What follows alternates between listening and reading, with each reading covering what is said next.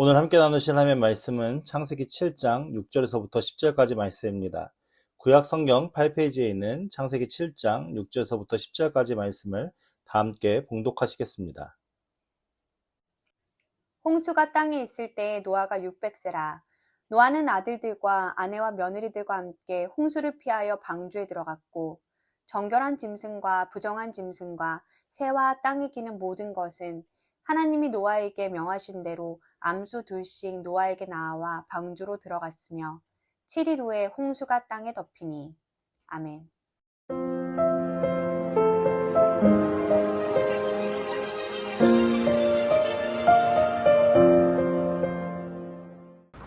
제가 계속해서 노아의 방주 사건에 대해서, 홍수 사건에 대해서 함께 말씀을 나누고 있는데, 노아는 하나님 앞에 은혜를 입은 자라라고 말씀하였습니다. 그래서 그 은혜를 입었던 자였기 때문에 의인이요 완전한 자로 그렇게 하나님과 동행하는 삶을 살 수 있었습니다.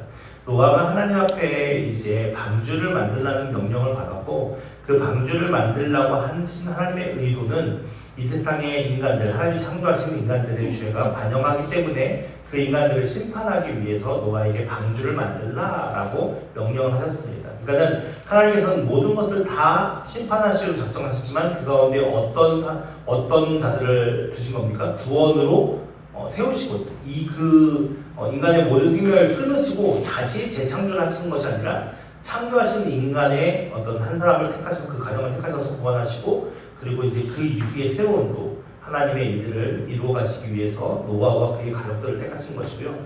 그 심판으로 인하여서 인간의 날수가 120년으로 제한되어서, 그래서 120년의 시간을 산다는 것이 아니라 이제 그 홍수 심판이 120년 정도 기간이 남아서 그 기간 동안 이제 인간들에게 무엇을 할 수 있는 시간을 준 겁니까? 네, 회개할 수 있는 시간. 그래서 노아가 하나님의 말씀을 듣고 방주를 만들기 시작했었을 때 아마 노아가 사람들이 물어봤겠죠. 도대체 이렇게 큰 땅에다가 이렇게 크게 물건을 왜 짓느냐라고 분명히 주변 사람들이 물어봤지 않겠습니까? 그럼 노아가 뭐라 대답했을까요?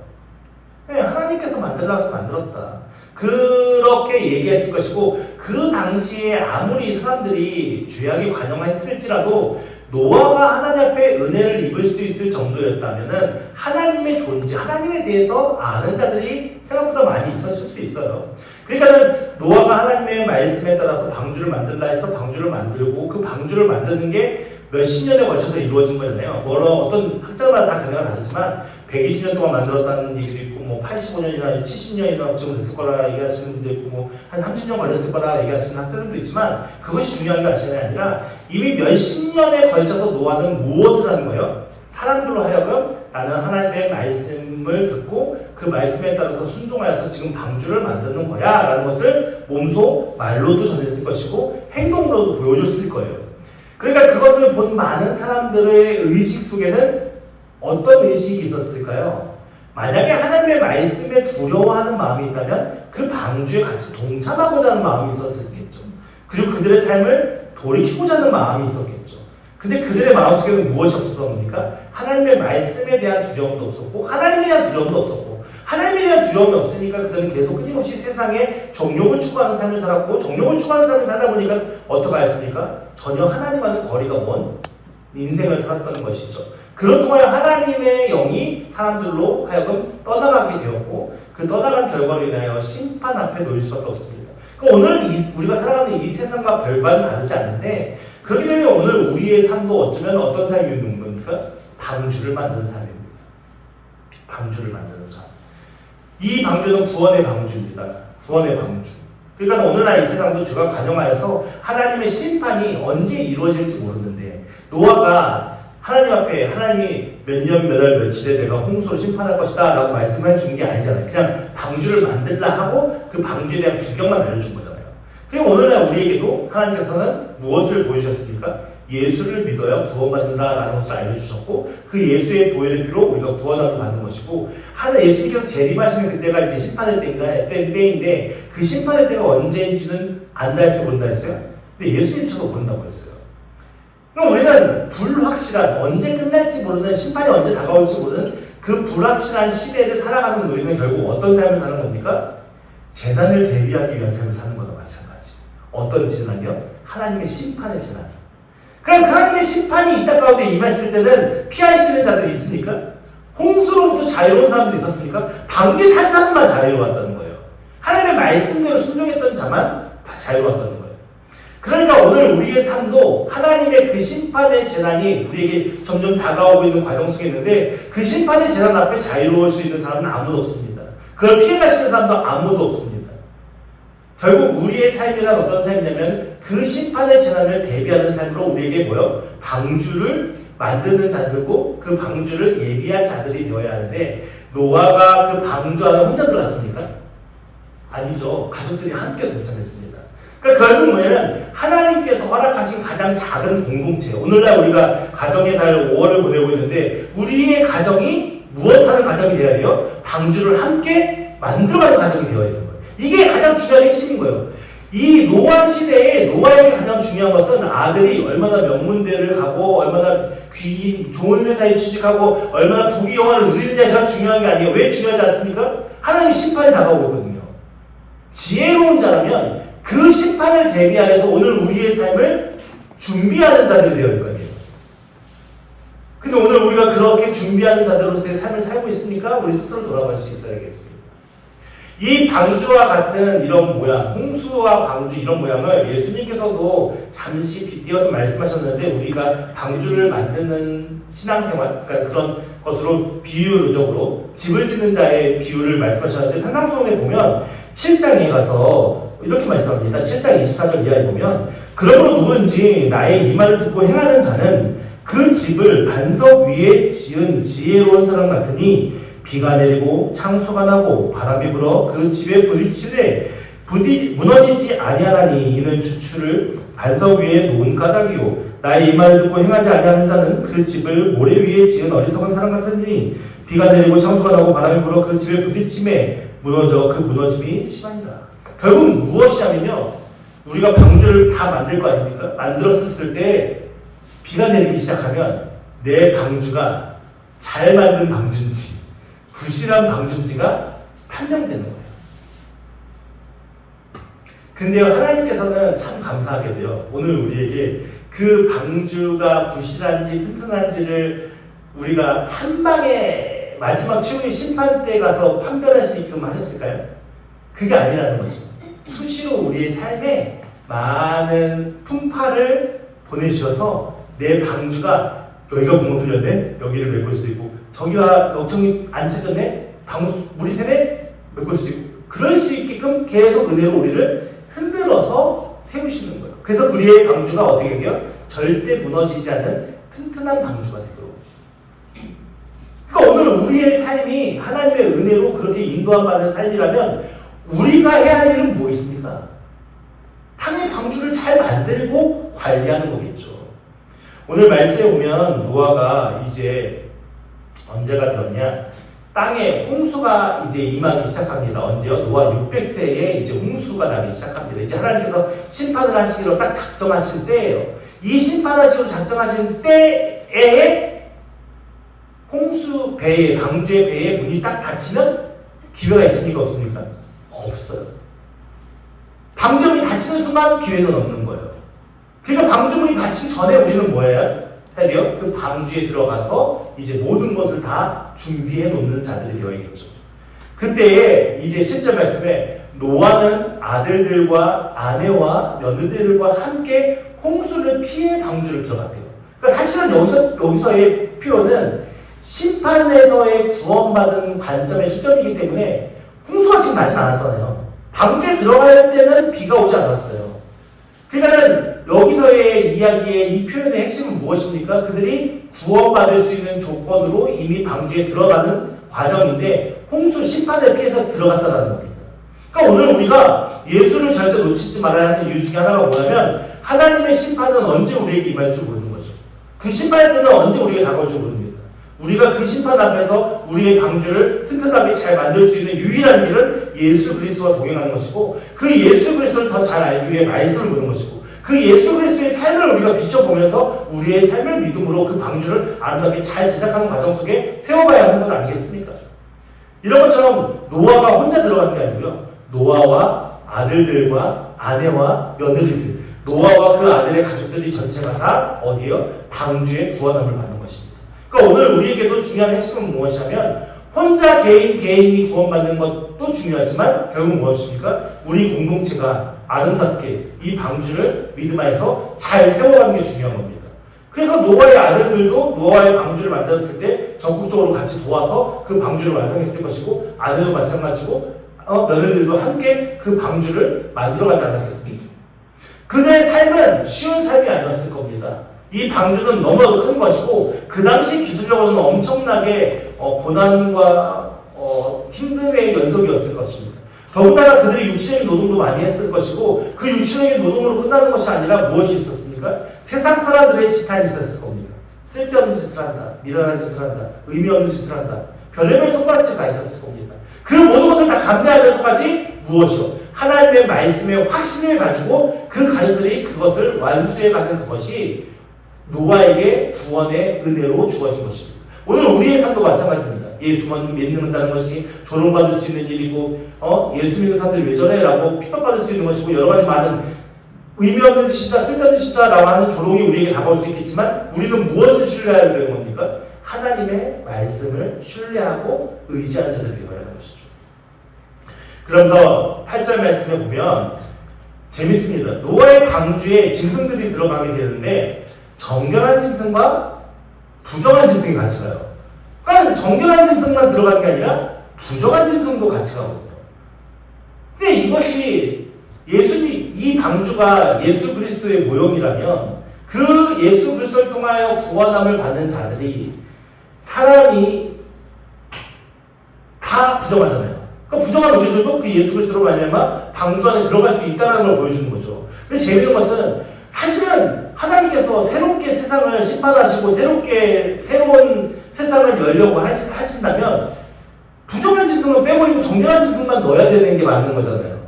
그럼에도 불구하고 하나님께서 창조하신 모든 창조의 것들이 다 그 안에 들어갈 수 있게끔 해서 멸하지 않게끔 하신 걸 수도 있지만 이 부정하는 것이 결국은 어떻게 되냐면은 8장 20절인가요? 보면은 노아가 여호와께 제단을 쌓고 홍수가 끝난 후에요. 노아가 여호와께 제단을 쌓고 모든 정결한 짐승과 모든 정결한 새 중에서 제물을 취하여 번제로 제단에 드렸더니 라고 하면서 무엇을 드려요? 제사를 드려요. 근데 그 제사의 제물은 무엇이 돼요? 정결한 것이 돼요. 그러니까 결국은 무엇이냐면 이 피조물들이 이 방주 안에 탔던 짐승들이 나중에 홍수 지나간 이후에 심판 이후에 노아와 가족들과 함께 방주 안에서 나올 거 아닙니까? 그 나올 자들이 하나님 앞에 제단을 쌓아요. 그러면 노아는 완벽하게 하나님 앞에 구원받을 조건이나 무엇이 있었기 때문에 그가 선택된 겁니까? 아니잖아요. 그러니까 결국 그도 정결하지 못하잖아요, 사실은. 그래서 제단을 쌓아서 정결케 그 노아와 식구들이 다 그 제단을 통해서 정결하게 되는 거예요. 그럼 결국 부정한 짐승들도 이 제단을 통해서 정결하게 되는데 어떤 제물을 통해서 정결하게 되는 거예요? 정결한 짐승의 제물을 통해서 정결하게 되는 거예요. 그러니까 결국 우리가 부정한 자로서 방주, 예수 그리스도를 믿으면서 하나님의 구원의 방주에 탑승을 하지만 결국 정결한 예수 그리스도의 그 제물을 통해서 우리가 씻음을 받는 거잖아요. 그래서 우리가 이제 정결한 자가 된 거잖아요. 그러니까는 오늘날 이와 같은 은혜가 이미 노아의 사건 속에서 그것이 다 예표로 담겨져 있고 그것이 오늘 예수 그리스도의 이 세상의 성육신 사건과 십자가의 은혜를 통해서 우리에게 주어진 것이라는 것을 우리가 알 수 있는 것이죠. 그러면서 9절 말씀에 보면 하나님이 노아에게 명하신 대로 암수 둘씩 노아에게 나와 방주로 들어갔더라 하면서 이제 방주 안에 그 짐승들이 다 타게 된 거고 문제는 10절입니다. 10절 말씀에 보면 언제요? 7일 후에 홍수가 나기 시작합니다. 근데요 노아가 하나님께서 노아에게 야 7일 후에 홍수가 날 거야. 그러니까 7일 동안 잘 견뎌고 있어봐 라고 얘기했을까요? 노아가 방주에 탑승하고 문이 닫히는 순간 그 이후로 7일이 걸렸다는 얘기예요. 그 노아의 입장에서는 배를 타는 순간 무엇을 기대했을까? 우리 같았으면 무엇을 기대했겠습니까? 아 이제 곧 비가 오겠구나. 첫째 날이 지났는데 비가 오지 않습니다. 둘째 날이 지났는데도 비가 오지 않습니다. 셋째 날이 지났는데도 비가 오지 않는다는 거예요. 어떤 마음이 될까요? 우리 마음속에. 진짜 내리실 것 같습니까? 라는 의구심이 되지 않겠습니까?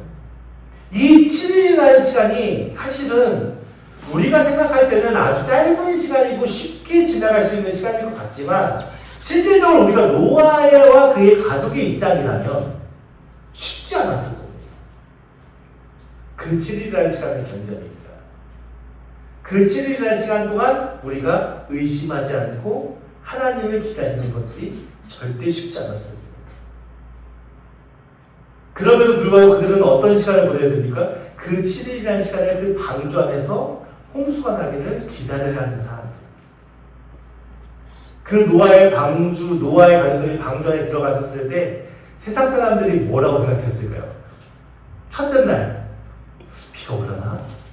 우리 진짜 망하면 어떡하지? 둘째 날, 비가 안 오는데? 셋째 날, 비가 오겠어? 여태까지도 안 왔는데? 그렇다면 그들의 마음속에는 노아의 가족들을 향해서 뭐라고 얘기했을까요? 하나의 손가락질 했겠죠. 야, 방주에 들어가는데 일주일 다 돼도 비가 안 오고 있어. 우리가 믿음을 갖는다는 것은 사실 쉬운 게 아닙니다. 왜냐하면 하나님께서 하시는 일들에 대한 것을 우리가 다 알 수가 없잖아요. 대략적인 거 우리가 행해야 할 것들에 대해서 하나님께서 가르쳐주시지만 그 나머지들을 다 자세하게 가르쳐주시지는 않습니다. 그러다 보니까 우리가 그 순간순간을 버텨내기가 사실은 쉽지 않습니다. 중요한 것은 무엇일까요? 노아가 그 방주 안에서, 그 가족들이 그 방주 안에서 얼마든지 비가 안 오니까 도망쳐 나올 수 있음에도 불구하고 안 나왔던 이유는 무엇이겠습니까? 하나님의 말씀에 대한 확신이 있었고, 그 명령에 대한, 부르심에 대한 확신이 있었기 때문에 그들은 그 안에서 은혜로 같이 믿음으로 서 있을 수 있었던 것이겠죠. 오늘 우리에게도 부족한 것이 무엇이냐면 우리 안에 하나님에 대한 말씀의 확신이 부족하기 때문에 우리는 이로 쓰리고 저로 쓰리고 하면서 아까 산상수훈에 예수님께서 말씀하신 것처럼 뭐라고요? 누구든지 나의 이 말을 듣고 행하는 자, 결국 어떤 자가 진짜 믿음을 소유한 자입니까? 말씀을 듣고 행하는 자입니다. 노아는 그 말씀을 듣고 행했습니다. 비가 오지 않는 시간이 무려 일주일이나 다 됐는데도 불구하고 그 자리를 지키면서 하나님의 그 일하심을 기다렸습니다. 어떤 분들은 좀 그렇더라고요. 어떤 자리에서 10년 이상을 그 일을 행하시는 분들은 진짜 대단하신 분이라는 얘기를 하는 그런 어떤 글인가 영상을 보게 되었는데, 우리가 사실은 하나님의 은혜를 따라서 각자의 삶의 영역에서 우리가 여러 가지 많은 일들을 하며 살아가지만 때로는 그 하나님의 침묵과 하나님의 공백이 오랜 세월 멈춰 있을 수도 있어요. 그러니까 노아의 가족들이 방주안에 들어갔었을 때 하나님께서 일주일 후에 비가 온다 라고 얘기하는 거 아니잖아요. 하루가 지나가서 6일 후에 비가 올 거야 라고 알려주시면 안 되거든요. 그냥 하나님께서 그냥 침묵하셨을 거예요. 그럼 노아의 가족들은 하염없는 기다림의 시간이 되었을 거예요. 근데 그 기다림의 시간이 결국 하나님의 일하심에 의해서 그것이 복된 시간이라는 걸 알게 되지만 그 기다림의 시간은 결국 쉬운 시간은 아니거든요. 그럼에도 불구하고 노아의 가족들은 그 기다림의 시간이 필요한 거예요. 사람들의 기준에 따른 성공 실패가 아니라 하나님의 일하심의 기준에 대한 성공 실패가 우리의 삶 속에 나타나게 되어진다는 거죠. 그걸 통해서 하나님 영광 받으시는 거예요. 그래서 저와 여러분들의 삶 가운데 때로는 하나님께서 침묵하시고 때로는 하나님께서 아무런 역사를 하지 않으시고 때로는 하나님께서 우리에게 응답하지 않는다 하더라도 우리가 하나님의 은혜 안에 있지 않는 겁니까? 그건 아니라는 거죠. 이미 우리는 은혜 받은 자들로 은혜 받는 삶을 살고 있어요. 근데 우리에게는 무엇이 필요합니까? 하나님과 관계에 대한 확실히 신뢰가 부족한 거잖아요. 그 신뢰가 부족한 이유는 뭐죠? 내가 하나님을 믿는 믿음이 부족하기 때문이겠죠. 그럼 자꾸 의심하는 거죠. 사단마귀는 우리에게 계속 끊임없이 무엇을 던져줘요? 의심하는 것을 우리에게 끊임없이 던져줍니다.